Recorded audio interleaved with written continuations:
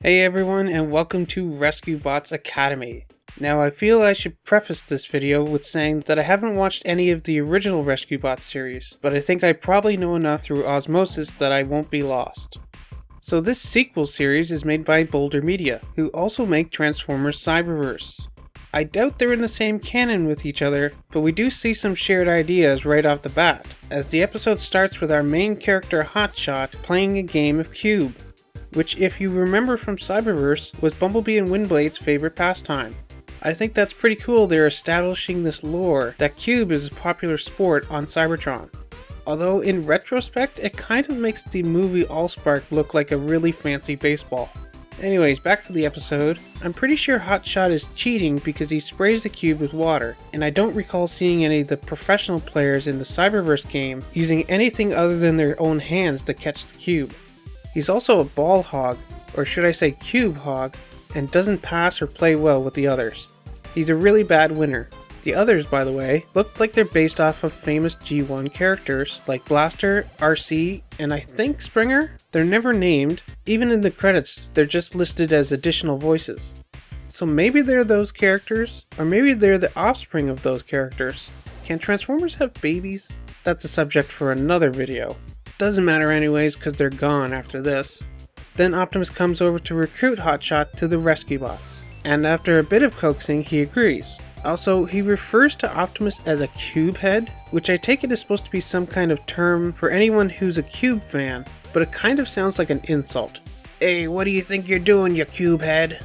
They then go to Rescue Bots Academy on Earth, which looks like it has a giant rupee on the front of it. Optimus pieces out, and then we finally meet Hotshot's first classmate, Aurel. Like her G1 counterpart, she transforms into a blue helicopter.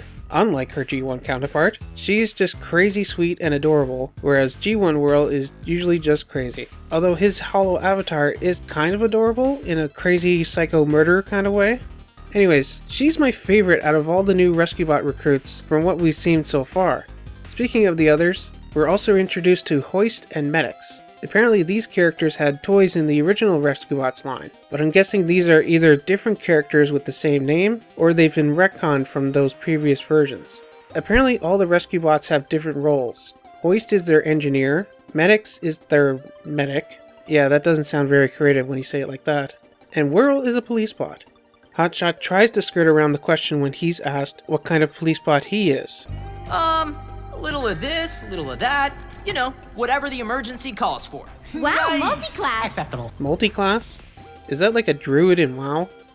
But then they're interrupted by Wedge, who seems to be this series' sort of rival character for Hotshot. He's like the Gary to Hotshot's Ash, the Vegeta to his Goku, the Knuckles to his Sonic. And apparently he also got a toy in the previous line, and it's a lot closer to his design in the show, but it's not clear if it is the same character at this point. Heatwave, who I know is one of the original Rescue Bots, calls them into the briefing room, where we see the rest of the old crew pictured on the walls. Heatwave hands out badges to everyone, and they all transform so the kids know how to describe which toys they want their parents to buy for them. Then they go outside to show off their rescue abilities, ending with Hotshot peleing a traffic cone into a box.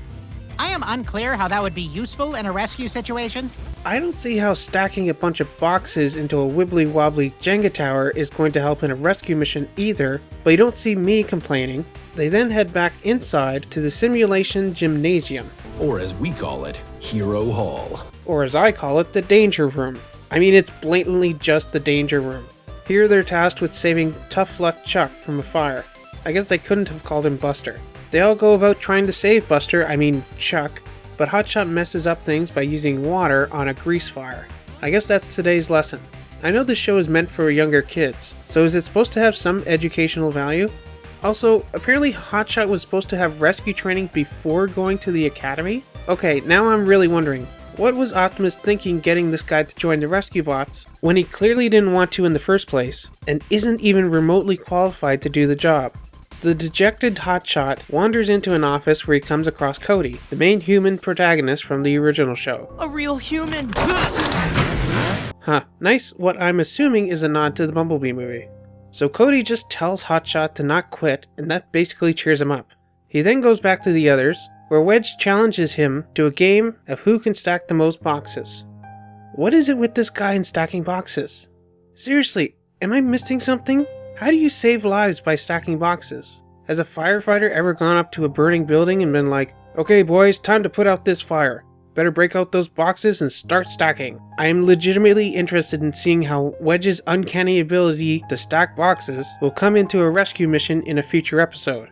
And this episode ends with Hotshot sad once again after being trounced by Wedge. Man, this guy is super impressionable. One minute you tell him to cheer up and he cheers up. The next you tell him he's no good and he believes you.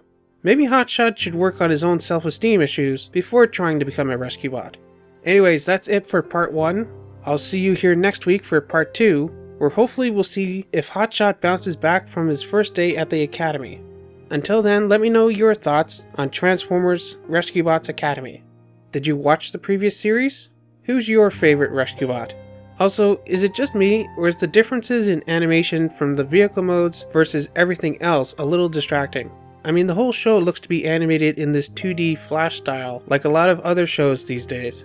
But then when they turn into their vehicle modes, they're obviously done in 3D, but made in a way to match the 2D style, which is done very well, but when you see them in motion, there's clearly a difference in the keyframes used. You can especially notice it when they're turning. When they turn their heads, it's obvious that they jump from their front-facing head state to their side-facing head state the next frame. Whereas when they're turning in vehicle mode, it's a nice smooth turn because it's actually 3D shapes turning and not a couple of 2D shapes trying to give the illusion of turning.